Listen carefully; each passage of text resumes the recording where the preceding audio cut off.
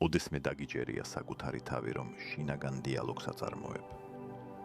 ვინ საუბრობს ამ დროს ვისთან? თუ შენ, ეს შენ ხარ, მაშინ ვინ არის ის მეორე ხმა, რომელიც ეწინააღმდეგება, ეჭვობს, აკრიტიკებს? და რატომ იმარჯვებს ხან ის, ხან კი შენ? ადამიანების უმეტესობა ვერასდროს იგებს, ვინ არის ის ჭეშმარიტად ყველა ამ შინაგანი ხმის გარეშე. ისინი საკუთარი თავის როლს ისე დამაჯერებლად თამაშობენ, რომ თავადვე სჯერათ ამ როლის. შემდეგ კი უკვირთ, რატომ გზნობენ სიცარიელეს ყველა მიღწევის მიუხედავად. დღეს ჩვენ განვიხილავთ თანამედროვე ფსიქოლოგიის ყველაზე მოუხერხებელ და საოცარ აღმოჩენას. ის მე, რომელიც საკუთარი თავი გონია, არ არსებობს. twinში არ არის ცენტრი, სადაც პატარა ადამიანი ზის და გადაწყვეტილებებს იღებს.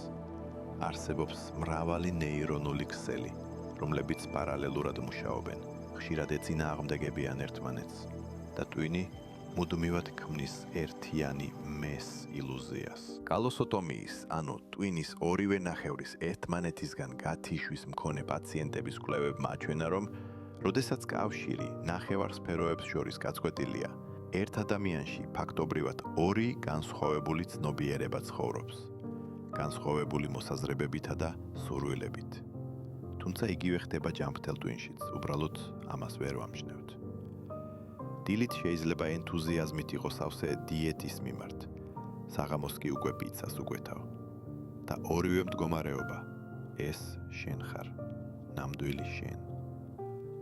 პრობლემა არ არის იმაში, რომ ჩვენ მრავალბუნებოვანი ვართ. პრობლემა იმაშია, რომ ჩვენ ვცდილობთ სრულყოფილად მოვიჩვენოთ თავი. მთელი ცხოვრება გვეუბნებოდნენ. იყავი თანმიმდევრული, გქონდეს პრინციპები, იცოდე რა გინდა. და ჩვენ დავიწყეთ იმ ადამიანის როლის თამაში, რომელმაც ყოველთვის იცის ვინ არის. შევქმენით შინაგანი დიქტატორი, რომელიც აიძულებს ჩვენს ყველა ნაწილს დაემორჩილოს საკუთარი თავის შესახებ ერთ გამოგონილ ისტორიას. ეს ამბავი ჩვეულებრივ ასე ჟღერს. მე ვარ ადამიანი, რომელიც და შემდეგ მოდის მახასიათებლების, მიღწევების, ტრავმებისა და გეგმების სია. ჩვენ იმდენად შევეჩვიეთ ამ ნარატივს, რომ დაგვავიწყდა, ეს მხოლოდ ამბავია, რომელსაც ჩვენ თვითონ უყვებით საკუთარ თავს. რა მოხდება თუ ამ ისტორიის მოყოლას თუნდაც ერთი დღით შევწყვეთ? ტრადიციულ სულიერ პრაქტიკაში არსებობს ეგოს სიკვდილის ცნება. მომენტი, როდესაც საკუთარი თავის ჩვეული შეგრძნება დროებით კრება. ადამიანები ამას აღწერენ როგორც ერთდროულად საშიშ და გამათავისუფლებელ გამოცდილებას. საშიში, რადგან კრება ყველაფერი ნაცნობი. გამათავისუფლებელი, რადგან ამასთან ერთად კრება ყველა შეზღუდვა, რომელიც საკუთარ თავს დავაკისრეთ. მაგრამ სულაც არ არის აუცილებელი მონასტერში წასვლა ან ფსიქოტროპული აბების მიღება. შეგიძლია მარტივი ექსპერიმენტი ჩაატარო ახლავე. სცადე ერთი დღე იცხოვრო ნაცვალსახელის მეს გარეშე. არ თქვა და არ იფიქრო. მე დავიღალე, მე მინდა ჭამა, მე არ ვეთანხმები. ამის ნაცვლად თქვი, გაჩნდა დაღლილობა, გაჩნდა ჭამის სურვილი, დაიბადა უთანხმოება. უცნაურად ჟღერს არა, მაგრამ სწორედ ასეა მოწყობილი რეალობა. აზრები, ემოციები, შეგრძნებები მოდის და მიდის როგორც ღრუბლებით საში და ჩვენ რატომღაც მივაკუთვნებთ მათ საკუთარ თავს, ვაქცევთ ჩვენი ისტორიის ნაწილად. როდესაც შეწყვეტ საკუთარი თავის იდენტიფიცირებას თითოეულ აზრთან და ემოციასთან, საოცარი რამ მოხდება. აღმოაჩენ მას, ვინც ამ ყველაფერს აგვილდება. მას, ვინც ყოველთვის შენთან იყო. ბავშვობაში, სიხარულისა და ტკივილის მომენტებში, სიზმარში და სიფხიზლეში. მას, ვინც უცვლელი რჩება, სანამ ყველაფერი დანარჩენი იცვლება. ეს არის შენი ჭეშმარიტი მე. არა როლი, არა ისტორია, არა მახასიათებლების ნაკრები, არამედ სუფთა გაცნობიერება. მაგრამ აქ ჩნდება შემდეგი პრობლემა. თითოეული ჩვენგანი რეალობის საკუთარ ვერსიაში ცხოვრობს და ეს ვერსიები კარდინალურად განსხვავდება. შენი twini ყოველ წამს მილიონობით ბიტ ინფორმაციას იღებს, მაგრამ შეუძლია მხოლოდ მცირე ნაწილის დამუშავება. დანარჩენს ის ფილტრავს. წარსული გამოცდილების, რწმენის, შიშებისა და სურვილების საფუძველზე. გამოდის, რომ ჩვენ ხედავთ არა სამყაროს ისეთს, როგორიც ის არის, არამედ ისეც, როგორებიც ჩვენ ვართ. ორ ადამიანს შეუძლია ერთი და იმავე სიტუაციის ხურება და სრულიად განსხვავებული რამის დანახვა. ერთი დაინახავს შესაძლებლობას, მეორე საფრთხეს. ერთი შეამჩნევს სილამაზეს, მეორე ნაკლოვანებებს. და ორივე მართალი იქნება საკუთარი სამყაროს სურათის ფარგლებში. ეს ხსნის თუ რატომ არის ასე რთული ერთმანეთის გაგება. ჩვენ უბრალოდ სხვადასხვა ენაზე არ ვსაუბრობთ, ჩვენ სხვადასხვა რეალობაში ვცხოვრობთ. შენი მშობლები ცხოვრობენ რეალობაში, სადაც უსაფრთხოება უფრო მნიშვნელოვანია, ვიდრე თავისუფლება. შენი შვილები რეალობაში, სადაც შესაძლებლობები უფრო მნიშვნელოვანია, ვიდრე სტაბილურობა. შენი პარტნიორი სამყაროს ემოციების პრიზმაში ხედავს, შენ კი ლოგიკის. და ყველა ეს სამყარო თანაბრად რეალურია. პრობლემები იწყება მაშინ, როდესაც გვავიწყდება ეს.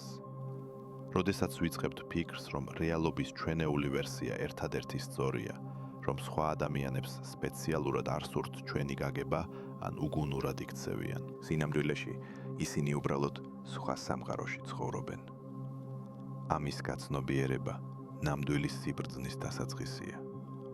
როდესაც გესმის, რომ შენი სამყაროს სურათი მხოლოდ ერთია, უსასრულო შესაძლებლობიდან, შენ წყვეთ მასზე ასე სასოწარკვეთილად ჩაჭიდებას. ხდები უფრო მოქნილი, გახსნილი, დიალოგის უნარის მქონე. მაგრამ ყველაზე მნიშვნელოვანი აღმოჩენა წინ გველოდება. თუ არ არსებობს ერთიანი მე, თუ ყველა თავის რეალობაში ცხოვრობს, თუ ჩვენი ყველა ისტორია საკუთარ თავზე კონსტრუქცია, მაშ ვინ ვართ ჩვენ სინამდვილეში? პასუხი პარადოქსულია. ჩვენ არავინ ვართ და ყველაფერი ერთდროულად. არავინ. იმიტომ რომ საკუთარი თავის განსაზღვრის ნებისმიერი მცდელობა შეზღუდვა იქნება. როგორც კი იტყვი, მე ასეთი ვარ, შენ გამორიცხავ ყოფნის ყველა სხვა შესაძლებლობას. და ეს არის ყველაფერი. იმიტომ რომ ფიქსირებული იდენტობის გარეშე შეგიძლია იყო ვინმე ნებისმიერ მომენტში. შენი ჭეშმარიტი ბუნება სუფთა პოტენციალია. წარმოვიდგინე მსახიობი, რომელიც ისე შევიდა როლში, რომ დაავიწყდა ვინ არის სინამდვილეში. ის იტანჯება, როდესაც მის პერსონაჟს უსიამოვნებები ემართება და ხარობს მისი წარმატებით. მაგრამ რაღაც მომენტში იხსენებს: მოიცადე, ეს ხომ უბრალოდ როლია. მე მსახიობი ვარ და არა პერსონაჟი. და მაშინ მას შეუძლია გააგრძელოს ამ როლის თამაში, ან აირჩიოს სხვა. მაგრამ ახლა ის თამაშობს შეგნებულად, პერსონაჟთან სრულად გაიგივების გარეშე. იგივე ხდება ჩვენთანაც. ჩვენ ისე გაგვიტაცა საკუთარი თავის თამაშმა, რომ დაგვავიწყდა, რომ ჩვენ მსახიობები ვართ და არა როლები, რომლებსაც ვთამაშობთ.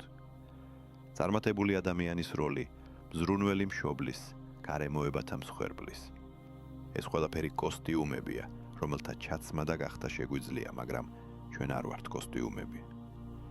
როდესაც ამას გააცნობიერებ, ცხოვრება გადარჩენისთვის ბრძოლის ნაცვლად თამაშად იქცევა. შეგიძლია ექსპერიმენტი ჩაატარო საკუთარი თავის სხვადასხვა ვერსიებთან, პიროვნების დაკარგვის შიშის გარეშე, რადგან იცი, რაც არ უნდა დაემართოს როლს, მსახიობს ყველაფერი რიგზე აქვს. ეს თავისუფლება ბევრს აშინებს, რადგან ფიქსირებულ იდენტობასთან ერთად ქრება მზაპასუხები კითხვაზე. რა უნდა გააკეთო, თუ არ ხარ ასეთი ადამიანი, შენი პრინციპებით? როგორ მიიღო გადაწყვეტილება? პასუხი მარტივია. მოусმინე იმას, რაც წარმოიქმნება თითოეულ კონკრეტულ მომენტში. არა თავიდან, არა წარსული გამოცდილებიდან, არამედ რეალობასთან ცოცხალი კონტაქტიდან. ეს არ ნიშნავს იმპულსურობას ან უპასუხისმგებლობას, პირიქით. ეს ნიშნავს მაქსიმალურ პასუხისმგებლობას თითოეულ არჩევანზე, თითოეულ სიტყვაზე, თითოეულ მოქმედებაზე. რადგან ახლა ისინი მოდიან არა პერსონაჟისგან, არამედ შენი ჭეშმარიტი ბუნებიდან. და აი აქ იწყება ნამდვილი ცხოვრება. არა სცენარის მიხედვით, რომელიც მშობლებმა, საზოგადოებამ ან შენმა გონებამ დაგიწერა, არამედ სპონტანური, შემოქმედებითი, მოულოდნელობებით სავსე. ყოველდღიური ექსპერიმენტებით. ვინ ვიქნები დღეს? როგორ უპასუხებ ამ სიტუაციას? რა სურს მეს, გამოვლინდეს ამ მომენტში. ეს არ ნიშნავს იმას, რომ საჭიროა გარეგანი ცხოვრების რადიკალურად შეცვლა. შეგიძლია გააგრძელო იმავე სამსახურში სიარული, იცხოვრო იმავე ოჯახში, აკეთო იგივე საქმეები, მაგრამ შინაგანი დამოკიდებულება იმის მიმართ, რაც ხდება, რადიკალურად იცვლება. მე უნდას ნაცვლად ჩნდება მე ვირჩევ. მე ყოველთვის ასეთი ვარს ნაცვლად, ახლა მე ამას ვგრძნობ. მე არ შემიძლიას ნაცვლად, სანამ არ ვნახავ როგორ. და ყველაზე გასაოცარი ის არის, რომ როდესაც წვეთ საკუთარი თავის ხატზე ჩაჭიდებას, ეს ხატება იწყებს ბუნებრივ ტრანსფორმაციას. თითქოს ცხოვრებამ თავად იცის რა მიმართულებით უნდა განვითარდე და უბრალოდ ელოდა, როდის შეწყვეტ ამ პროცესში ხელის შეშლას. ირგვლივ მყოფმა ადამიანებმა ცვლილებების შემჩნევა დაიწყეს. შენ სხვა გახდი, ამბობენ ისინი, და მართლები არიან, რადგან ის, ვინც თავს აჩვენებდი, რომ იღავი, დაიწყო დაშლა, ხოლო მას, ვინც სინამდვილეში ხარ, მიეცა შესაძლებლობა გამოვლენილიყო. ეს აშინებს გარშემომყოფებს, რადგან შენი თავისუფლების დანახვისას ისინი იწყებენ საკუთარი კომპლექსების შეგრძნებას. შენი ავთენტურობის დანახვისას აცნობიერებენ როლების თამაშს. მზად იყავი იმისთვის, რომ ყველა ვერ გაიგებს შენს ცვლილებებს. ზოგი შეეცდება ძველ ჩარჩოებში დაგაბრუნოს. შენ შეიცვალე. მე არ მომწონს ახალი შენ, შეიძლება თქვან მათ. ასეთ მომენტებში მნიშვნელოვანია გვახსოვდეს. ისინი რეაგირებენ არა შენზე, არამედ მათი საკუთარი სამყაროს სურათის საფრთხეზე. ამ სურათში შენ უნდა დარჩე პროგნოზირებადი და უცვლელი, რათა მათ თავი უსაფრთხოდ იგრძნონ. მაგრამ შენი ამოცანა არ არის სხვისი უსაფრთხოების ილუზიების შენარჩუნება. შენი ამოცანა იყო საკუთარი თავი, ნამდვილი საკუთარი თავი. და ნამდვილი შენ არ ხარ სტატიკური კონსტრუქცია, არამედ ცოცხალი პროცესი. მდინარე და არა ქვა, ცეკვა და არა ძეგლი. და ამ ცეკვაში თითოეული მოძრაობა უნიკალურია, თითოეული მომენტი განუმეორებელია, რადგან შენ არ აკოპირებ სხვის ცხოვრებას და არ მიხვები მზა სცენარს. შენ ქმნის შენს რეალობას, რეალურ დროში. ეს არის პასუხი კითხვაზე. ვინ ვარ მე სინამდვილეში? შენ ხარ ის, ვინც სვამს ამ კითხვას. ის, ვისაც შეუძლია ეჭვი შეიტანოს, გამოიკულიოს, გარდაიქმნას.